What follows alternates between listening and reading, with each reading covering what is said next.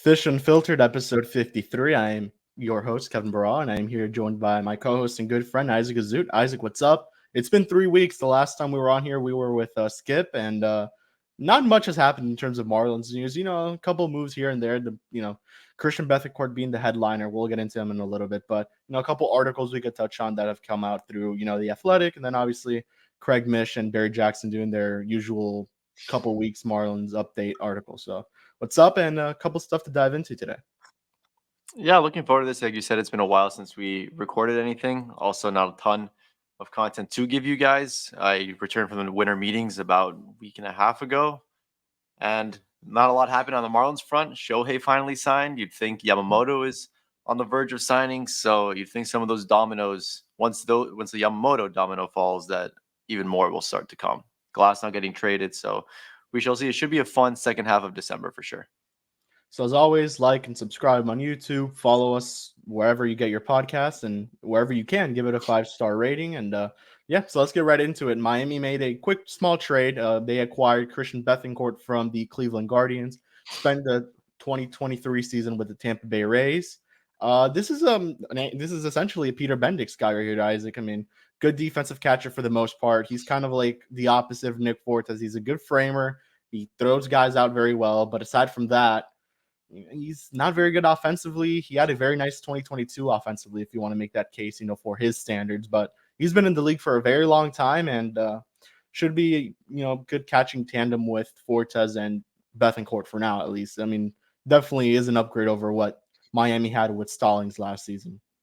Yeah, I think he upgrades in a couple of ways. Definitely, like you said, Kevin, not a ton of offensive prowess, but I think he's got something that neither Stallings or Fortes have a ton of, and that's a little bit of power. He can slug the ball a little bit. I know Fortes had that pretty good 2022 season as well, where he cleared the fence a couple of times, but as you saw last year, they just could not hit the ball over the fence, neither him or Stallings.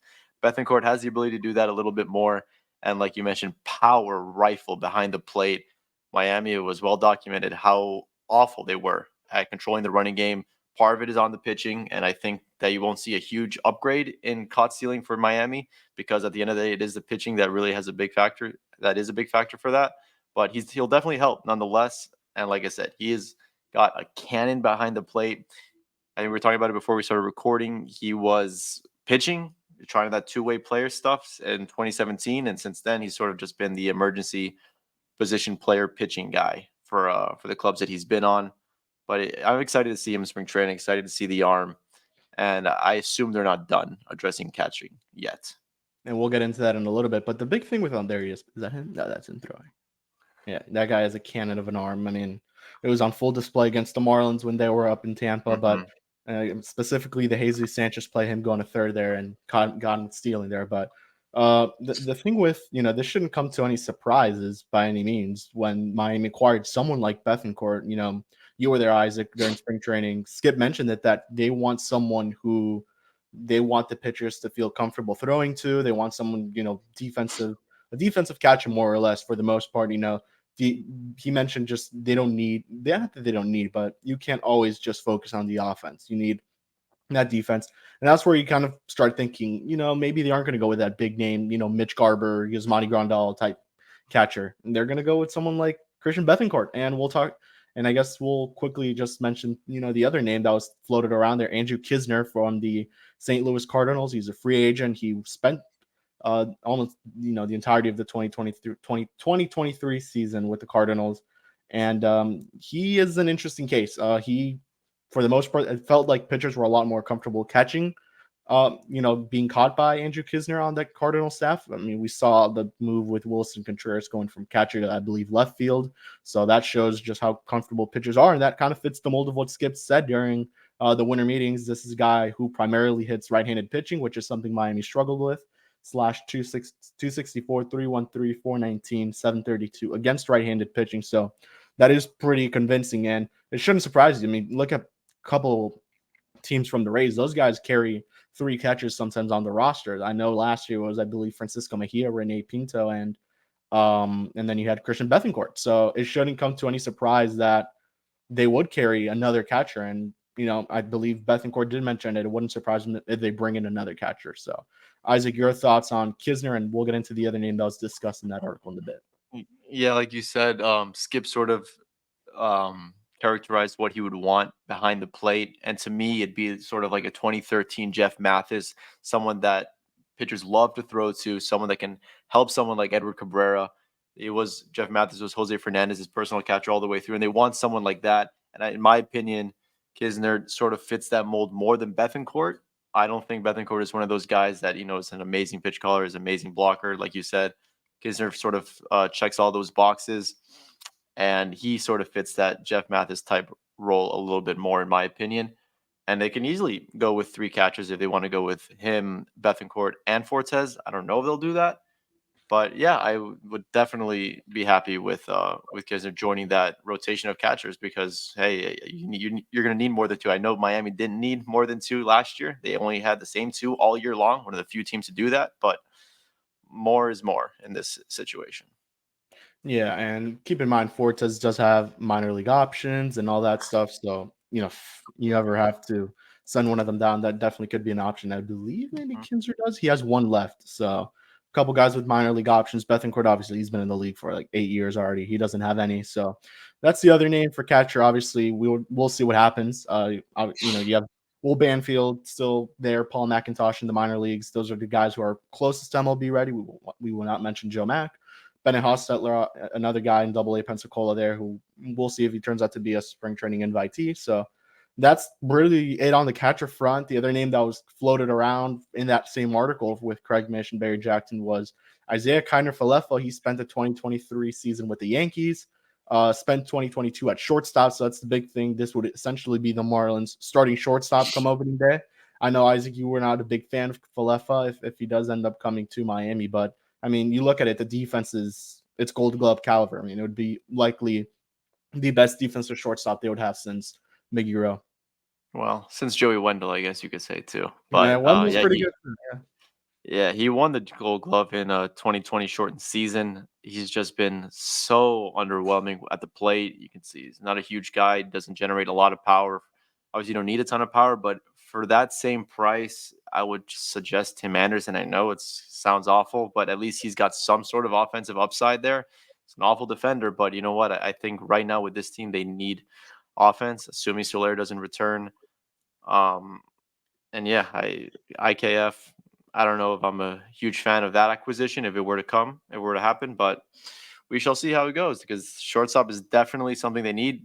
Peter Bendix in Nashville kept saying how if the season started today, they're pretty comfortable with what they have internally in John Birdie, Vidal Brujan, Xavier Edwards. I'm missing one more. But yeah, they could definitely use an everyday shortstop guy. And to me, someone like Tim Anderson and John Birdie are more that guy than IKF. I guess just looking back at Craig's article, anything else that stood out to you from what you read there? I don't think there's really much else, but no, it wasn't one of the more fun ones to read. underwhelming. Underwhelming, yes. Yeah. So I guess we could move on to the big topic, which was the Ken Rosenthal article. I mean, we had kind of heard about it that maybe Miami is shopping names such as Trevor Rogers and Cabrera, and then you go into this article and it's specifically on Jesús Luzardo, and this is a name that I do not think any Marlins fans would have seen pop up in trade discussions after the great 2023 he had, how good he was at career high in innings. I mean, this is a team that just a year ago traded Pablo Lopez, and they still found themselves in need of pitching. And I think this is something that Kim mentioned last year. Now, Peter, you never can have enough pitching, and that's the one thing that they need. And now you're looking to trade one right now into Luzardo. So, Isaac, we know you had mentioned that Anthony Volpe trade situation, trade, and I'll let you have your moment with it. But just your thoughts on the reporting here of Ken Rosenthal. He also mentioned Edward Cabrera, who has 5 years of club control left, and Luzardo has 3. So it's a lot. I mean, Miami essentially would be getting a lot in return. Now, this is where Miami's at right now without Sandy Alcantara for the entire season. This is a spot where Luzardo is your ace, and you don't want to trade him, right? In a perfect world, you don't trade him. You extend him. You keep Cabrera. You keep all these guys because right now you have Luzardo, Yuri, Braxton, and then you hope Cabrera can put it all together. You hope Trevor Rogers is healthy. And that's about it. You have Max Meyer hoping he can be a starter. So you don't have a ton of options. You want 7 to 10 guys when you go into spring training. But they have Peter Bendix. And the Rays model has been to once these pitchers get to their peak and they start arbitration, which Luzardo is at both those things right now. He's at his peak and he's about to become a little expensive. I believe the number for him is 5.9 million, I want to say. So yeah, the Rays tend to trade the players in this situation. And for Luzardo, there's no one on the Marlins that would bring you a bigger haul than him, maybe aside from Yuri, but obviously I assume he's off the table. But Luzardo, you can go to any team and you can get a blue chip prospect from any one of those guys. You can get young major leaguers that can help you immediately. I don't think that's the route they would go. So with him, I don't see him going to the West Coast. I do see him going to the Yankees, maybe. If that were to happen, I'm not sure if this will. It's pure speculation on my part. But the Yankees need pitching. The Marlins need a shortstop. Imagine they acquire Luzardo. I think Yamamoto goes to New York as well. Imagine that with Garrett Cole, Yamamoto, Luzardo, Rodon. That is a heck of a starting rotation for the Yankees. They'll be giving away their number one guy, their starting shortstop of the future. But hey, they're getting their second, third ace. And I think that would make them an unstoppable ball club in that AL East. It would confirm an AL East division title. And the Marlins would be getting their everyday shortstop. This guy was 20-20 in his rookie year while not hitting the cover off the ball, tearing the cover off the ball. He plays fantastic defensive shortstop. And he would become a fan favorite immediately. So if I'm in Mr. Peter Bendix's shoes, that's a trade that it would be very tough. But you know what? When I floated it on Twitter, it alienated both fan bases. And you know what that means? It means that it was a good deal if both sides feel like they got screwed. So that's my deal, as you see on the screen if you're watching on YouTube. Anthony Volpe and Clay Holmes to help the Marlins' right-handed bullpen situation in exchange for Jesus Luzardo and George Soriano. It is approved by Baseball Trade Simulator. Never put too much weight on this website. I just thought of it. Luzardo for Volpe, 1-for-1. And then I wanted to make it a little bit closer, maybe address some other needs for each club. And that's the trade. Even with, an 84 WRC plus and kind of some underwhelming stats for Volpe, he still gave you 21 home runs. And that's something no Marlins shortstop has done since, I guess, Hanley Ramirez is the last one, you would have to say. So yes. Has to be. I can't think of another one. Yeah, absolutely. It's Hanley, and this would be a heck of a risky move in my opinion because Volpe's got some flaws. He strikes out way more than I would have liked for someone they're going to be trading Luzardo for. So it'd be a tough one, but that's just my fantasy. And everyone that I've spoken to says, you know what, it's a fair trade, Isaac. 3 years of Luzardo for 5 years of Volpe. Send it in. Yep, exactly. I mean, I don't hate it, but with what Miami needs right now, and on top of that, they're still looking for pitching. I mean, these guys are claiming guys left and right, and you still need pitching. You still need at least one more starter that you could count on, and even if it's some hot long relief type of guy. And I know in that same article with Mish and Barry, they were mentioning George Soriano, and I'm glad you mentioned my guy in the trade, but it's fine. But yeah, I mean, that's another guy who was a starter just a year ago, so they need starting pitching. And as much as I don't hate the trade, honestly, because you get Volpe and Holmes, who both had very nice seasons for New York, still got to keep Luzardo some way, somehow. But the other name to throw out there was Edward Cabrera. This is kind of a weird situation. Miami seems like they've been trying to trade him for a couple of years now. And we know there was that Colorado deal last offseason with Brendan Rodgers. That thankfully did not go through because Miami would not have had Brendan Rodgers for the majority of the season. And there's still a long way to go for Edward. I mean, he just couldn't throw strikes. I think it's the best way to put it.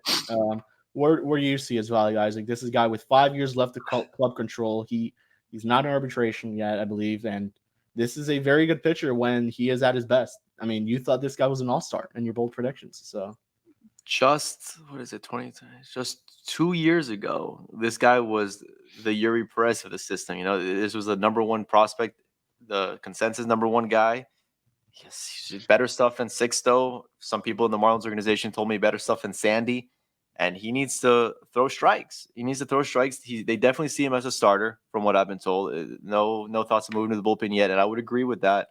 You got to give him at least another half season to prove it. I think he came into spring training last year a little bit out of shape. I think his head wasn't all in there during the regular season. You saw him get demoted to AAA Jacksonville, in the middle of the season and called back up. I think they got to give him another at least 3 months in the major leagues as a starter, see what happens. But right now, he's penciled in as their number 4 or 5 starter, and they need him. And if he shows 2021 glimpses, then hey, you got a heck of a number 4. And I think he's got the potential to be the number 2 starter eventually. I think he's really, really good. He's got every pitch a guy could want in his arsenal. So we shall see. When it comes to his value on the trade market, I don't know what it would be. Obviously it'd be less than Luzardo's, but he's got 5 years of control. He has that crazy prospect pedigree, sort of like Luzardo, but I don't know how other teams would value Edward Cabrera at this exact moment. I can tell you that. Yeah. So yeah, not much else to take away from that article from The Athletic. Always, I guess good work from Ken Rosenthal. So just to kind of wind down here, we'll just go through a couple targets. We'll say free agent and trade targets, because right now it's kind of looking like Miami will not do very much on either end. Maybe I think they'll do less on the free agent market than the trade market. But Isaac, you already mentioned Volpe. Anyone else you want to throw out there, trade or free agent? Yeah, we were talking about Knizner over there, spent a lot of time with the Cardinals. We were speaking about Bethancourt, another catcher that I just like for personal reasons in the Cardinal system, who honestly would be a really big addition for Miami's backstop needs, would be Pedro Pages. He is in the Cardinals AA affiliate. He's been added to the 40-man roster, so I'm not sure if they'd be willing to part with him, but he's pretty down in the depth chart for the Cardinals catching options. But he's someone that has hit with power, and he is known as a tremendous defensive backstop, and I think he would be someone that pitchers would love to throw to. He's obviously shown it at the upper levels of the minors, and I think he's a local Miami kid, so I think he's someone that Miami could inquire on. I'll go and mention free agent. I don't think this guy's going to be Miami's price range, but Teoscar Hernandez is definitely a name that Miami should at least consider. Good year with Seattle, 105 WRC plus. The strikeout rate is it's pretty high, actually, 31%. Doesn't walk very much. But aside from that, give you 26 home runs, 93 RBIs. That's what Miami needs. You're losing Soler. You need to get your home runs back in some sort of way.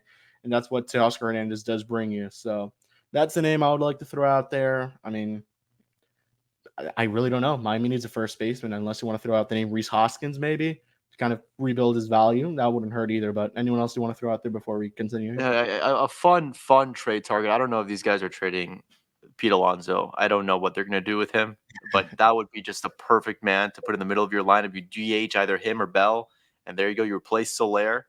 I don't know if Miami even has the assets to swing that, but if they are looking to trade Pete Alonso, I don't know if they'll even do it within the division, but that would be a heck of a trade. Another free agent guy I'll give you, Kevin, would be Zach Greinke. I think it'd be rough. I feel like it goes back to Kansas City.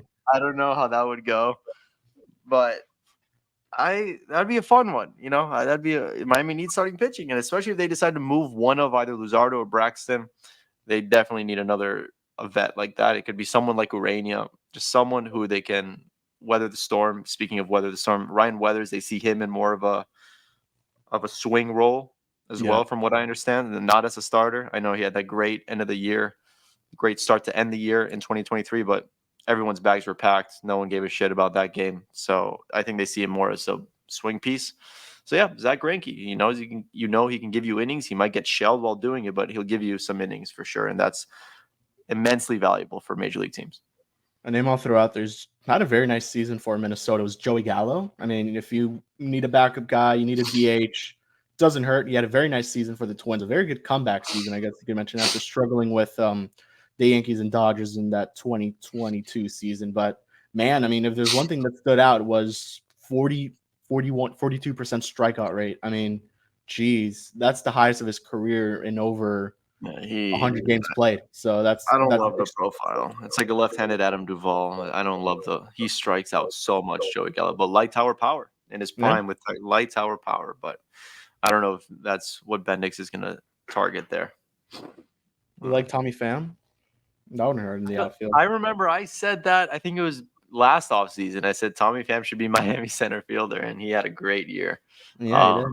I just don't see Miami spending a ton of money, if any money, this offseason. I think it's all going to be via trades, whether it's to replenish the system or to maybe supplement the major league roster a little bit.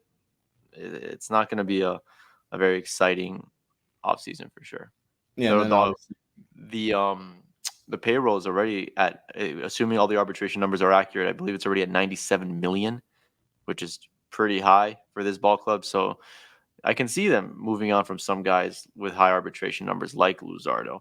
And the thing is with Braxton, we'd all rather, not we all, he's a very, very nice guy, but you would probably rather part with him.